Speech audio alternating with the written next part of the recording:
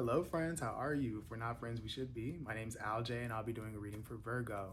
So Virgo, when I was tapping into your energy, I saw two animals. I saw a lion and I saw a giraffe. And when I see lions, that is about being generous with your gifts, talents, abilities, your love, right? Leo is a very generous sign. The lion represents that as well, right? And it's also about checking your ego, right?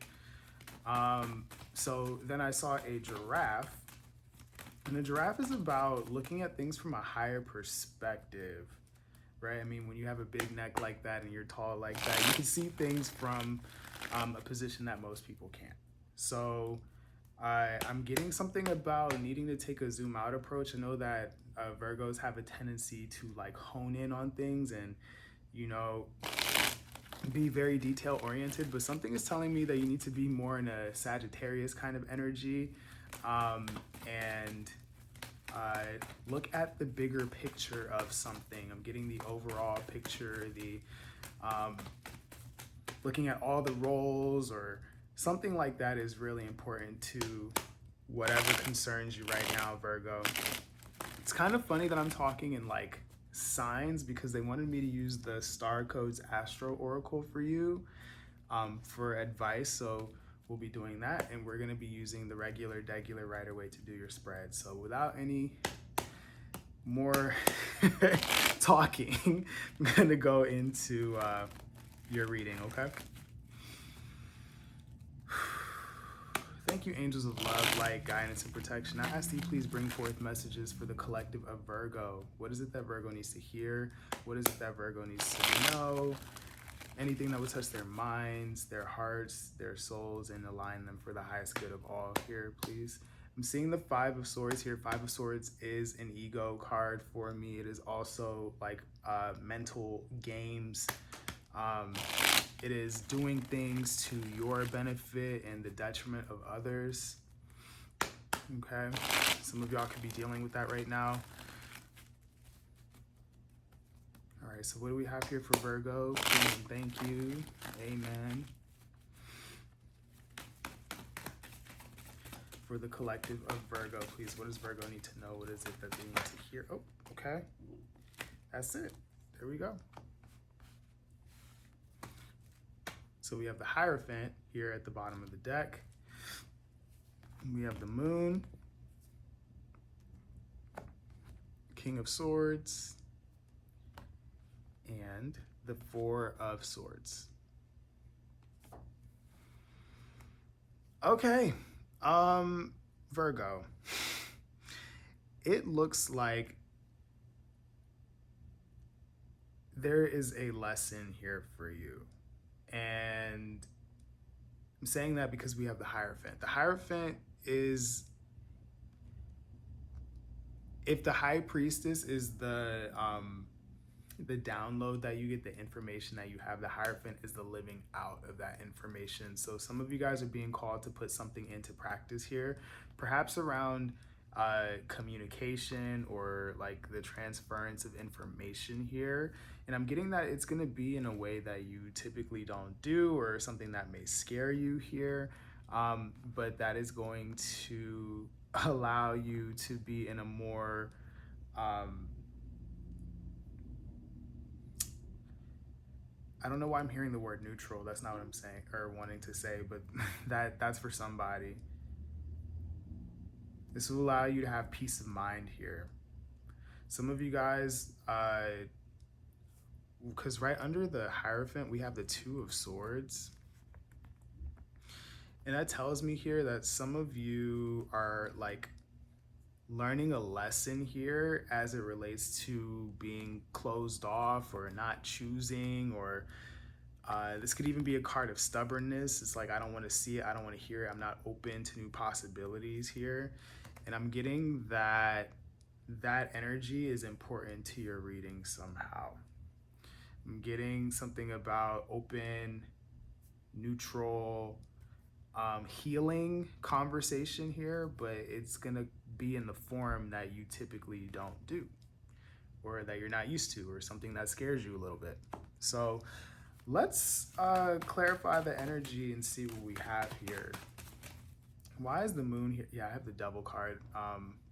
The devil card is something that keeps you from growing, keeps you from progressing. There's a feeling of restriction here. It could even be a toxic trait or a toxic habit. As I break the deck, we have the sun. So I'm seeing that being illuminated here. Some of you guys are realizing that you or maybe someone around you have this trait here, but I'm seeing that there's clarity about something that's keeping you stuck or something that's not good for you or the people involved here. Okay. Let's look at the moon. Why is the moon here? All of a sudden I can't shuffle. And when that happens, when the cards like become hard to shuffle, it's typically because I'm tapping into an energy of like stubbornness or things not gelling well, or like it just feels like resistance. Okay, why is the moon here for Virgo, please? There's one, okay. Two more, please. 2, 3. That 5 of swords came back out again. We have the 6 of wands here at the bottom of the deck. We have the hangman, the 5 of swords, and the lovers. All right. So I'm getting that you are being encouraged to look at things from a different perspective. Some of y'all, I feel like you already have the new perspective, but some of y'all need to go into a place to look at something differently, because we have the hangman here. The hangman is about looking at the world differently, looking at it from a different perspective. When you are upside down, the whole world looks different, right? Kind of similar to that giraffe energy that I was getting. When you're high up, you see everything differently. What is it that you need to be looking at differently? It's something about this 5 of swords energy in relation to a choice that was made. The lovers can be someone who you are connected to, someone who you do love, but it doesn't necessarily have to be that, because if it's not, the lovers is simply about the choice, right? And I'm seeing that this choice or this connection have elements of the 5 of swords in it. And again, if you don't remember, the 5 of swords is ego, doing things to your benefit, to your gain, to the detriment of others. It's it's like I win, but at the cost of people losing kind of energy here. And I'm seeing that you're being encouraged to explore healthier ways to win here, right? To gain attention, to get the success here. There's something, again, that you haven't done, or something unconscious, or something that like you're not seeing clearly here, possibly, that requires you to take this step back and look at what you're actually dealing with or how you're actually showing up. Okay. So let's look at the King of Swords. Why is the King of Swords here? Some of y'all, you have this clarity already, but it's how to show up differently that's scaring you, or you don't know. You have a big question mark about it, is what I'm seeing. But I don't know why, because you're showing up as King of Swords, and King of Swords is like, has the answers. King of Swords knows. Why is the King of Swords here for, okay. For Virgo, please. 2 more, please.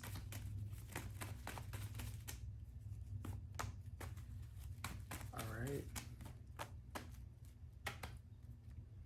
Yeah, there's a lot of overthinking here. We have the 8 of Swords. 8 of Swords is a prison of your own making based on how you are thinking. We have the Tower, the Ace of Pentacles, and the 3 of Pentacles here. Yeah, so I'm getting something about, yeah, right under the 8 of Swords, we have the 3 of Swords. So I'm getting that someone mentally is aware that there was an opportunity for teamwork, collaboration, to be on the same page as somebody, and that didn't go well. I'm getting that this Knight of Swords now has the knowledge of why it didn't go well, or why it didn't work out, or what came in between 2 people working together, or multiple people working together, and they're in their head about it, and they're feeling about it too. This could perhaps be some sort of guilt, or like, I'm hearing the word shame. You might resonate with the Leo reading. I just did the Leo reading and they were battling with shame. But yeah, I'm getting someone who's in their head about some sort of pain here because of a situation that could have been collaborative or should have been collaborative, but for whatever reason was not. Okay? So let's look at the Four of Swords, because Four of Swords is rest, it's restoration, it's healing. So let's look at that. Yeah, I'm seeing a lot of thinking, a lot of stress, a lot of like sleepless nights, or just it feels like Virgo's head is a whirlwind here. Okay. Why is the Four of Swords here, please? Why is the Four of Swords here for Virgo, please?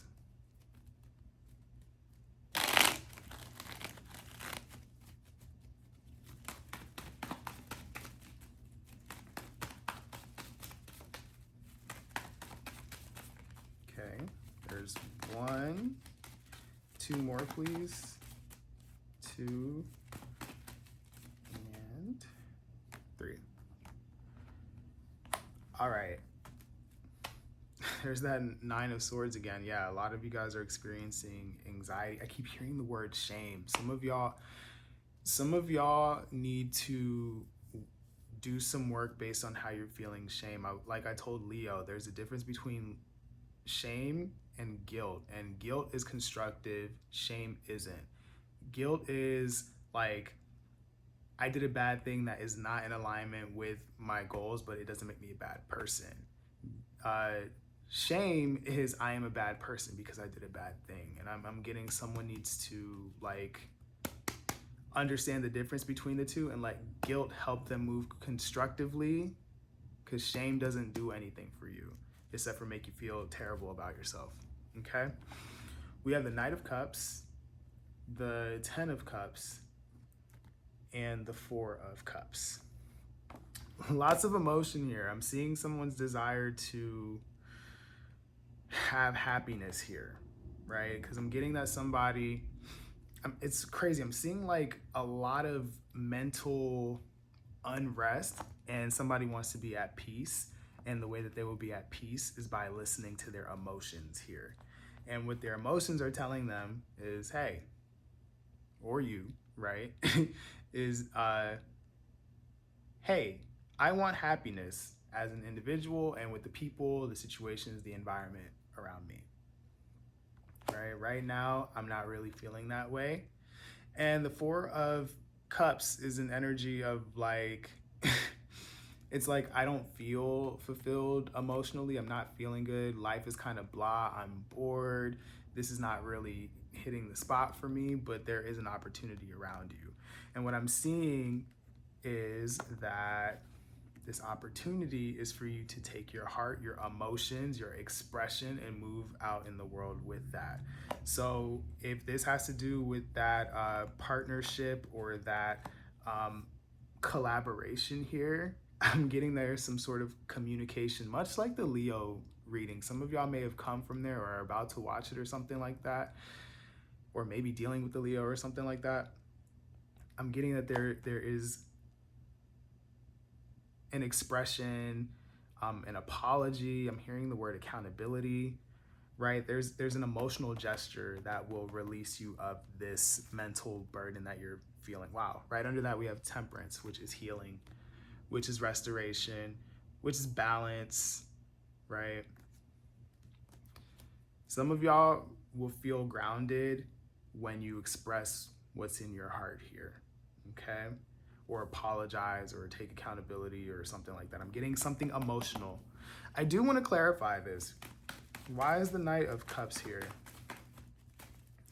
Why is the Wheel of Fortune? We have the Wheel of Fortune come out, and then we have the Three of Swords here at the bottom of the deck. So what that's saying here is that your expression can change things. The Wheel of Fortune is an upswing of your luck. It's a change in circumstances. It's movement. right? And I'm seeing that this will help you heal your broken heart here, or some sort of pain here, whether it's yours or another person's or both people, or more than, I'm seeing people here. Okay. All right, so let's go to the Star Codes Astro Oracle and see what they have here for your advice. All right. Some of y'all need to stop hiding your feelings, and some of y'all need to stop being so cerebral. I'm getting that here. You can't do life with just your head and without your heart, is what I'm getting. Okay? You got to use both. True. There's intelligence in your feelings as well. There's intelligence in feelings. All right. Thank you, angels of love, light, guidance, and protection. I ask that you please bring forth some advice for the collective of Virgo. What is it that Virgo needs to know? What is it that Virgo needs to hear? Anything that will touch their minds, their hearts, their souls, anything that will align them for the highest good of all. Taurus, and this is cultivate. And at the bottom of the deck, it says transits, climate. I'm going to read both of these to you. We'll start with the bottom of the deck because that's like the background energy, and then the one that I pulled is the actual advice. So transits, climate. The planets are always moving through time and space, always spinning around us. When those planets form geometric relationships to one another, they create transits, the astrological weather conditions of the day that affect us all. When a moving planet forms a geometric relationship to a planet in your natal chart, that transiting planet can act like a guest who enters your house, sits in your kitchen, or sprawls in your living room. It activates that part of your existence. If that transiting planet talks to your Mars, it activates your warrior nature and fight or flight response. If it talks to your moon, it initiates a story centered around your home, your family, and how you nurture yourself. Action.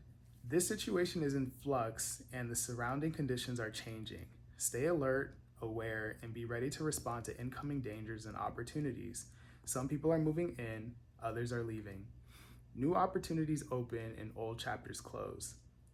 Listen to the grapevine for changes in personnel or economic conditions. I think that's supposed to say personal, but it says personnel.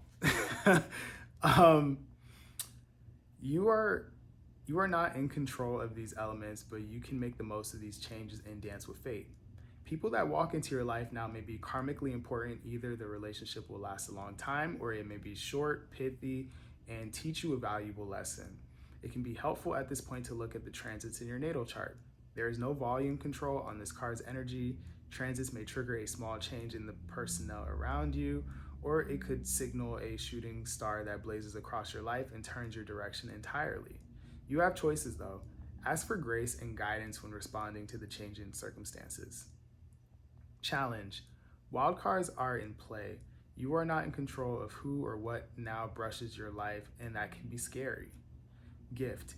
Even though life is an ever-moving circus and you do not control the people and events transiting your life, know that you are in complete control of your response to that transit. Choose wisely.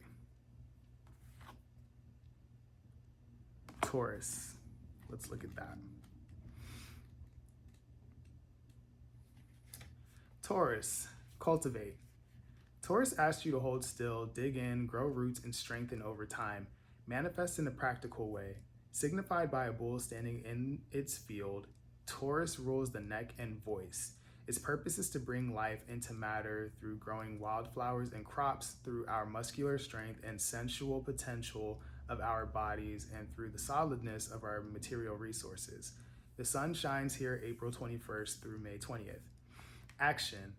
Work with the metaphor of gardening.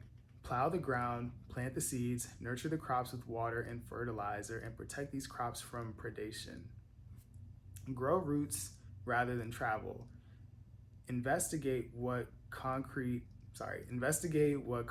form your projects should take and the next practical steps in that direction.